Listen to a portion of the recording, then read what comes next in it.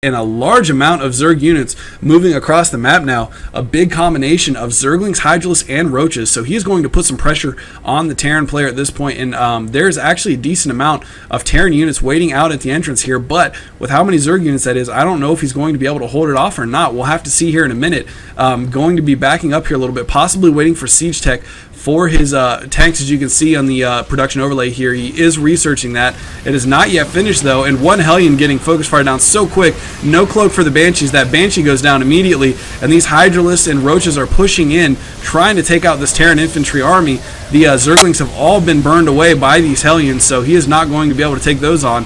And there are just a lot of units going down for both teams here. Looks like all the Roaches have been cleaned up. Siege Tech finally finishing for these tanks, and those tanks are going to be the deciding factor in taking down the rest of these Hydralisks. And that one tank barely managing to squeak his life out of there with only 28 hit points left, and another Raven coming out using good use of these auto turrets. So those auto turrets are definitely something that are good to have around. And as we can see, he is going to continue to produce this tank infantry army, and with a couple of the Ravens overhead to produce those auto turrets, he is actually going to be in pretty good shape, able to hold that off without a whole lot of effort. But it looks like the Zerg player Sobe has not really fully saturated his mineral line at his expansion until just now. We saw that he transferred a lot of drones from his main over to the expansion here. But it looks like he is continuing to stick with this same tech still, although he does have a Spire coming up right now, so we may see some Mutalisks out here shortly. As those are actually pretty good if you can get a decent amount of them, especially if they've got a lot of tanks, because of course tanks cannot attack air. The auto turrets that the Ravens drop do attack air though, as well as ground, so those can be used as anti-air. But the problem for Azreal right now, it looks like, is that he is going primarily tanks and Hellions, which neither of those can attack air. Only 4 Marines on the map right now. And according to the production overlay, only one more building right now. He does not have any more barracks yet.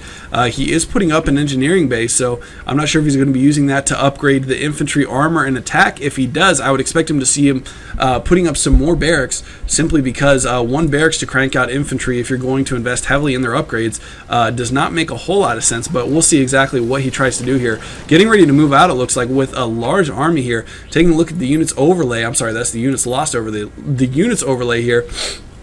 We can see that there are 7 tanks, 7 Marines, 3 Ravens, and 6 Hellions, although apparently they are not going to attack just yet. He is going to set up defensively at this high yield expansion, trying to hold this so that he can get a lead in the econ game. And looking at the income tab, we can see that he already is, well, he was at a slight advantage. Looks like he may have just lost a couple of mules there, but both players actually very even right now, because they have about the same amount of bases.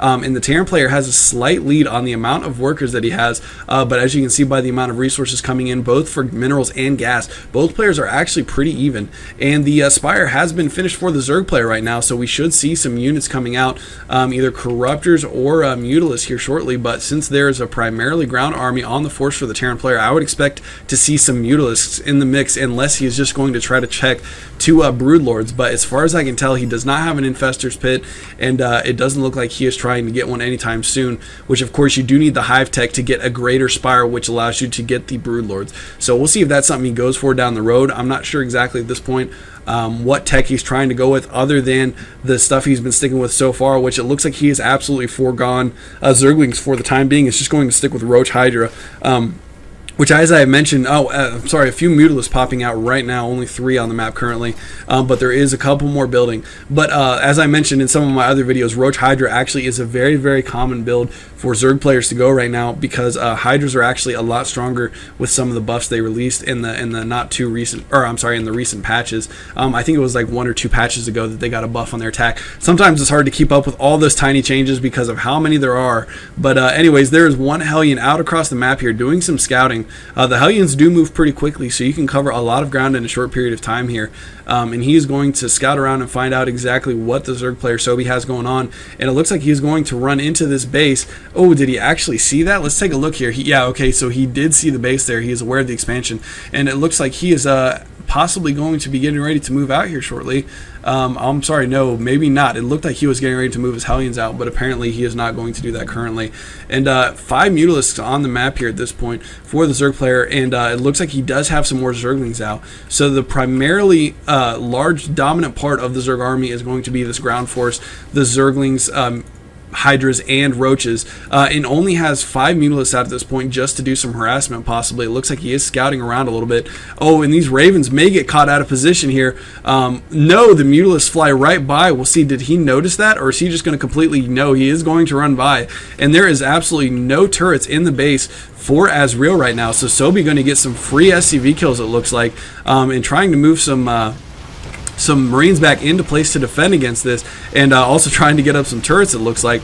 But the SCV, of course, getting sniped that was trying to build that turret, so not going to be able to get that turret out, and it looks like Sobe is going to back off here and try to get out of there, managing to kill that supply, or that SCV constructing the supply depot just before it finishes, and the Marines come over, and it looks like Sobe, not paying attention to his Mutalisks, is going to lose all 5 of those Mutalisks without absolutely controlling it at all.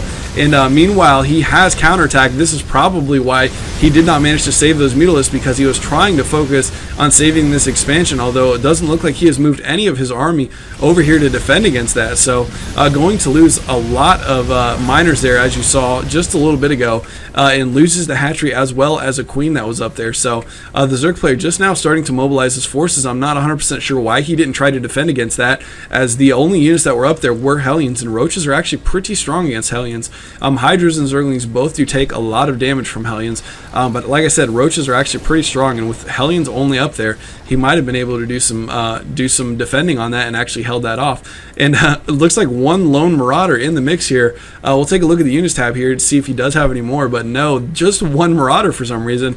I'm not sure exactly why he's got that one lone Marauder in the mix. Oh, and the Zerg player Sobe trying to move in here, all those Zerglings just disintegrate immediately upon contact, and the Roach is going to burrow underneath and try to get up under those tanks, but that may have been a mistake, as he was actually taking a lot of hits on his Hydras from these siege tanks while he was burrowing his Roaches, and all of those Hydras and Roaches are going to go down to the combined fire of these siege tanks and the Hellions. So a huge win in the favor of Azreal in that particular battle, and he may move out. Yeah, it looks like he is going to try to push this advantage and see if he can make something happen here, checking the gold expansion first to make sure that there is not an expansion that he's unaware of from Sobe at this point, but it looks like he is going to at least move himself into position to get ready to attack here, possibly.